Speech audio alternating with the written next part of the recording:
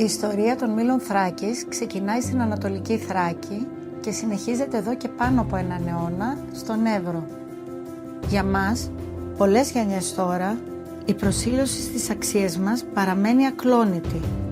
Στην ποιότητα, στην παράδοση αλλά και την καινοτομία, με κέντρο πάντα τον άνθρωπο, τον εργαζόμενο, τον πελάτη, τον καταναλωτή.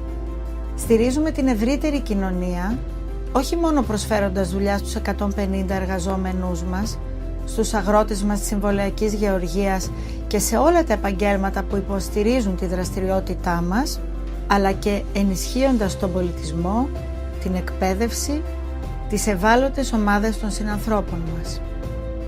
Με πρώτη ύλη εκλεκτά σιτηρά, με υπερσύγχρονο εξοπλισμό, τμήμα διασφάλισης ποιότητας, έρευνας και ανάπτυξης, δημιουργούμε άλευρα και μείγματα που ξεχωρίζουν, που εμπιστεύονται οι επαγγελματίες και αγαπούν οι καταναλωτές. Δεν σταματάμε ποτέ να προχωράμε, να ακούμε, να βελτιωνόμαστε.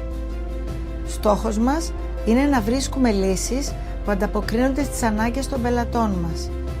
Πίσω από όλα αυτά είναι οι άνθρωποι μας, οι εργαζόμενοι που κάθε μέρα δίνουν τον καλύτερό τους σε αυτό, και φυσικά οι συνεργάτες και οι πελάτες μας που όλα αυτά τα χρόνια μας στηρίζουν με την εμπιστοσύνη τους. Και συνεχίζουμε με σεβασμό στην παράδοση και το βλέμμα στο μέλλον.